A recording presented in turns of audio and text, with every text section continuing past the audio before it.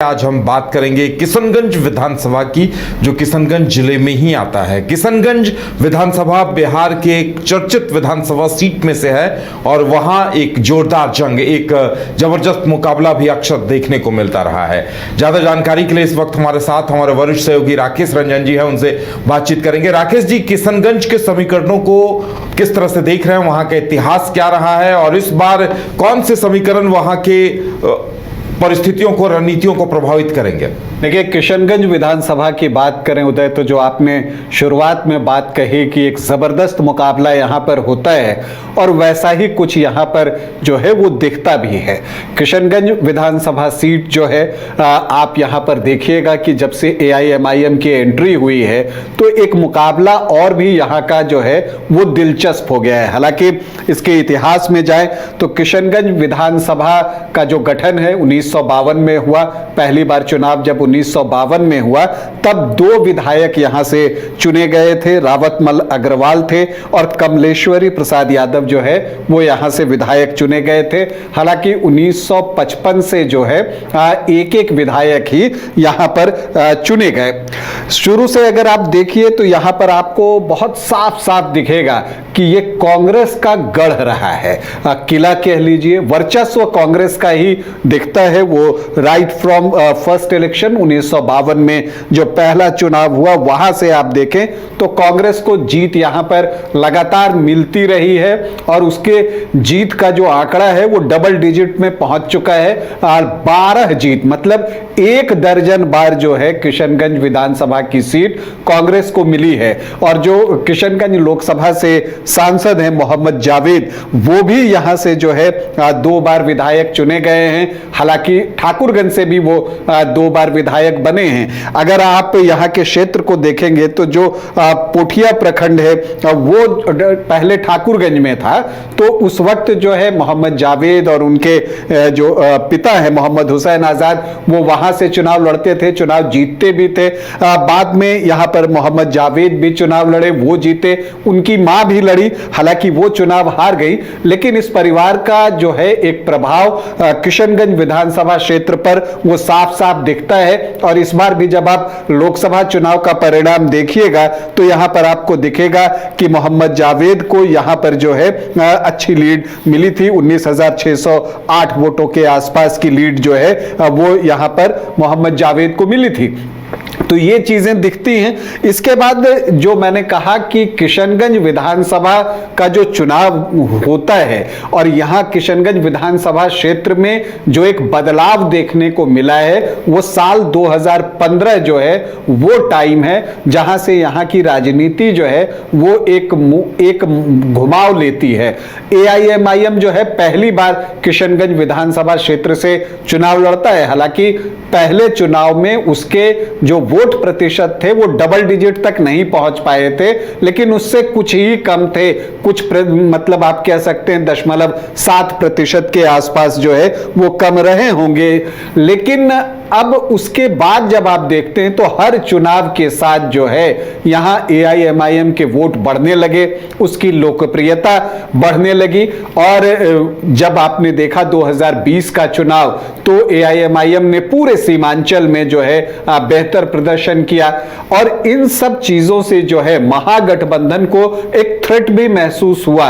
और मुझे लगता है कि एक ऑपरेशन सीमांचल आप कह लीजिए, जब AIMIM के जो 4 विधायक हैं, एक जो सूबे के सदर हैं अख्तरुल इमाद, उनको छोड़कर जो बाकी 4 विधायक थे वो RJD में शामिल जो है हो जाते हैं, तो एक झटका AIMIM के लिए वो था। इसके बाद आप देखिए, जब आप किशनगंज विधानसभा क्षेत्र की ही बात कर रहे हैं तो तेजस्वी यादव चाहते हैं कि वो किशनगंज इलाके में RJD को मजबूत करें और RJD को मजबूत करने के लिए जरूरी है कि AIMIM को कमजोर किया जाए। तो इसी कड़ी में अगर आप देखिए तो जो कमरुल होदा वो शख्स हैं जो बिहार में AIMIM के पहले विधायक हैं। 2019 उपचुनाव में कमरुल होदा AIMIM की पतंग किशनगंज में उड़ा चुके हैं और जीत चुके हैं। तो उन कमरुल होदा को भी जो है अब RJD में शामिल कर लिया गया है, वो RJD में शामिल हो गए हैं और जिला के अध्यक्ष बनाए गए हैं। इन सब के बीच आप कोचा धामन की तरफ जाइए तो मास्टर मुजाहिद की अगर बात करें, वो भी आरजेडी में शामिल हो गए हैं। तो तेजस्वी का कंसर्न अगर आप देखिए तो तेजस्वी यादव देख रहे हैं कि सीमांचल वो क्षेत्र है जहां उनको पिछली बार झटका लगा था, तो इस बार वो यहां से ज्यादा सीटें जो है वो निकालना चाहते हैं। लेकिन अख्तरुल ईमान की जो पार्टी है वो भी पूरा जोर लगा रही है। अख्तरुल ईमान जो कि सूबे के सदर हैं एआईएमआईएम के, वो भी लगातार जनसंपर्क जो है वो कर रहे हैं। और एआईएमआईएम के सदर जो हैं असदुद्दीन ओवैसी, उन्होंने भी जो है जब वो क्षेत्र में गए तो उन्होंने कहा कि वो 4 लेके गए हैं, हम 24 लेकर आएंगे। और उन्होंने तो यहां तक कहा कि अख्तरुल ईमान और तौसीफ साहब के सामने जो है उनको झुकना पड़ेगा चुनाव के बाद। इन सब के बीच जो है तौसीफ आलम को जो है एआईएमआईएम में शामिल कराया गया है, उनको प्रत्याशी भी बहादुरगंज से घोषित कर दिया गया है। तो एक यहां पर राइवलरी आरजेडी वर्सेस एआईएमआईएम तो देखने को मिल ही रही है। इन्हीं दोनों के बीच बीजेपी अपने लिए संभावनाएं तलाश रही है कि कहीं इन दोनों की लड़ाई में जो है बीजेपी का फायदा ना हो जाए। क्योंकि अगर आप यहां पर पिछले जो 4 चुनाव यहां पर हुए हैं 2010 से उसको देखें तो हार जीत का मार्जिन जो है वो बहुत ज्यादा नहीं रहा। और दिलचस्प ये है कि दूसरे स्थान पर हर चुनाव में बीजेपी ही रही है। जब कांग्रेस जीती तब भी बीजेपी दूसरे स्थान पर, और जब एआईएमआईएम जीता तब भी बीजेपी दूसरे स्थान पर, तब कांग्रेस तीसरे स्थान पर। तो कहने का मतलब जो क्षेत्र की जनता है, और चूंकि ये मुस्लिम बहुल इलाका है, तो वोटर्स ये तय कर लेते हैं पहले कि बीजेपी से मुकाबले में कौन आगे चल रहा है, और फिर अकॉर्डिंगली वोट वो करते हुए दिखते हैं। अब इस बार क्या होता है ये देखना दिलचस्प होगा। कुल 21 चुनाव किशनगंज में अब तक हो चुके हैं। कांग्रेस को 12 बार जीत मिली है।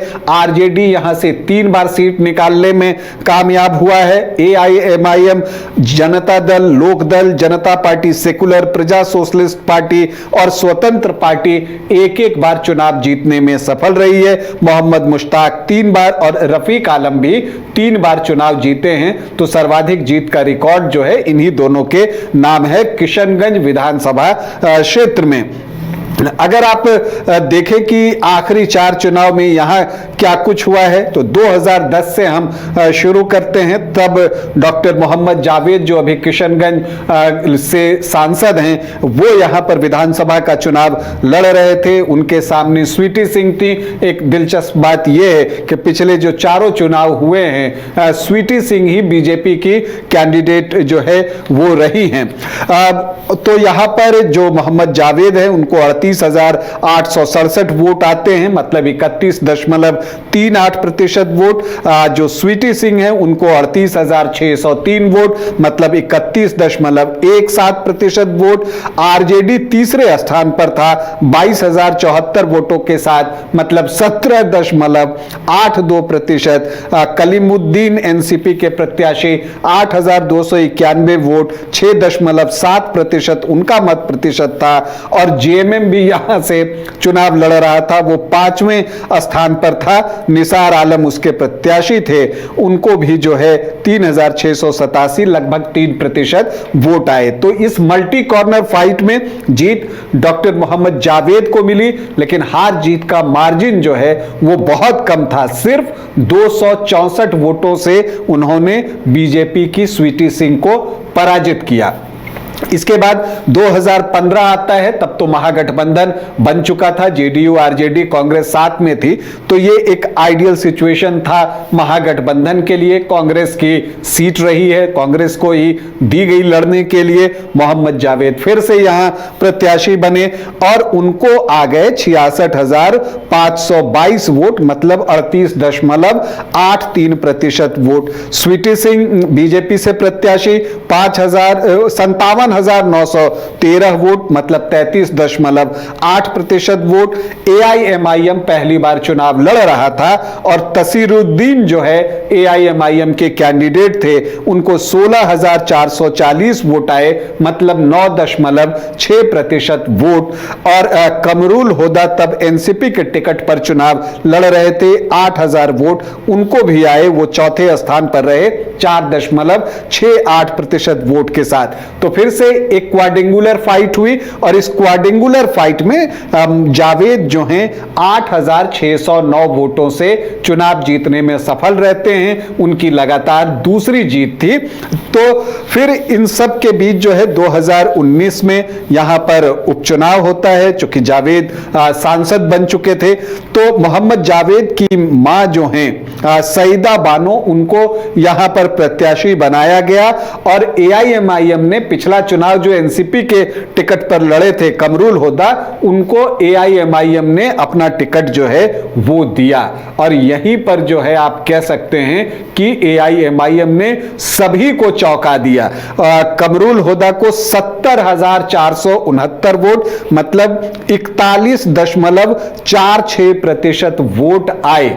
मैं जो 4 चुनाव के रिकॉर्ड देख रहा हूं उसमें सर्वाधिक मत प्रतिशत कमरुल होदा को ही मिले। 2019 के बाई इलेक्शन में 41.46% वोट। स्वीटी सिंह दूसरे स्थान पर रही 60,256 वोटों के साथ 35.46% उनका वोट रहा। और सईदा बानो जो हैं, जो कि मोहम्मद जावेद की मां हैं, वो तीसरे स्थान पर चली गई 25,285 वोटों से 14.88% उनका वोट रहा। फिर 2020 आता है और कमरुल होदा फिर से AIMIM के टिकट पर चुनावी मैदान में उतरते हैं, लेकिन कांग्रेस ये सीट AIMIM से छीन लेती है। इजहारुल हुसैन कांग्रेस के प्रत्याशी थे, 61,078 वोट उनको आते हैं, 34.20%। स्वीटी सिंह जो कि बीजेपी की फिर से कैंडिडेट थी चौथी बार, उनको 59,697 वोट आते हैं मतलब 33.42% वोट। और मोहम्मद कमरुल होदा को आते हैं 41,904 वोट मतलब 23.46% वोट।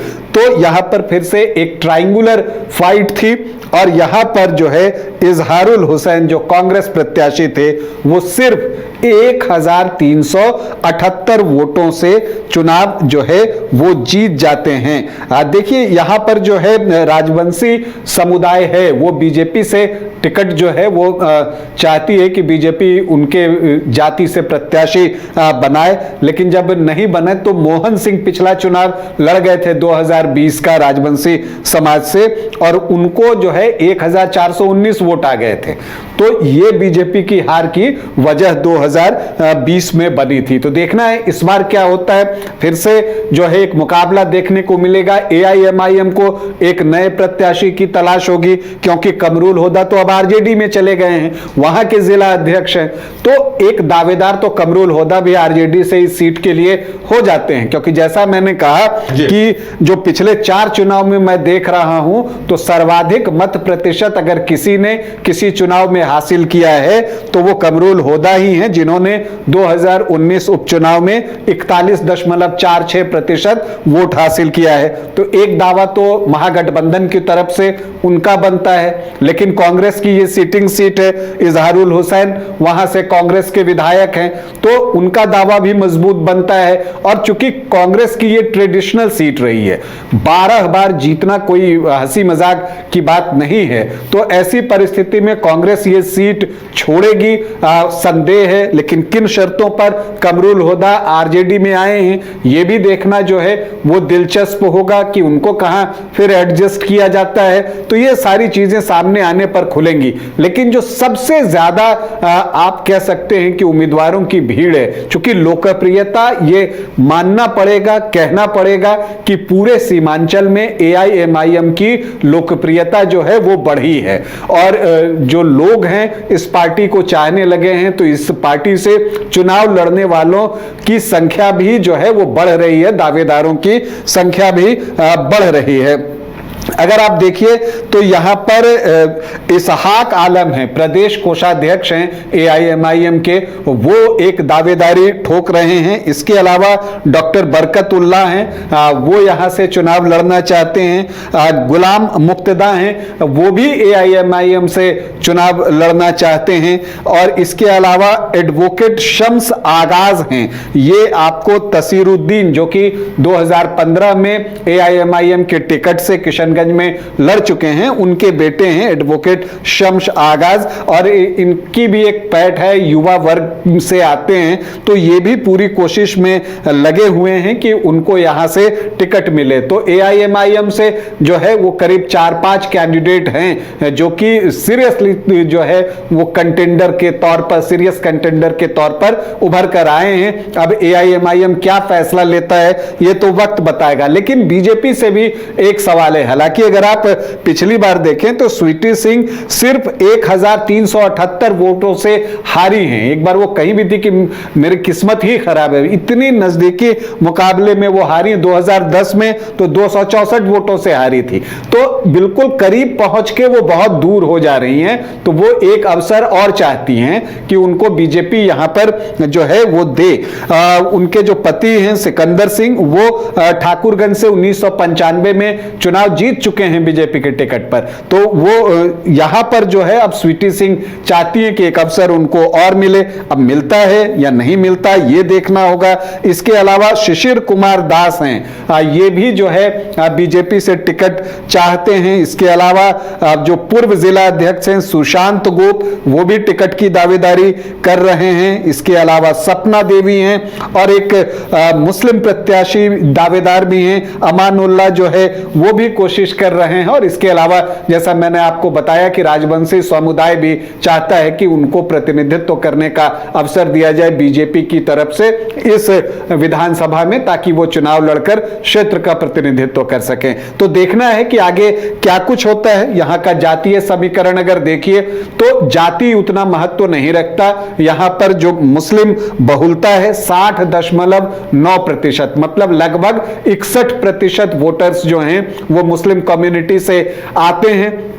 लेकिन यह भी देखा गया है कि चूंकि मुस्लिम बहुल इलाका है तो बहुत सारे मुस्लिम कैंडिडेट भी यहां पर चुनाव लड़ते हैं। और इसके अलावा आप देखिए यहां पर अगर आप ये भी देखिएगा कि जो बाकी वोट हैं वो एक तरफ पोलराइज होते हैं, और यही वजह है कि यहां पर बीजेपी की स्वीटी सिंह हर बार दूसरे नंबर पर रही हैं, और उनका मत प्रतिशत 31 से 35% के बीच जो है आप देखिएगा कि वो उतना रहता है। ये चीजें ये बता रही हैं कि यहां पोलराइज्ड वोटिंग हो रहा है, और जो जिस तरह से अपने पोल के अनुसार वोट करते हुए यहां पर दिखते हैं।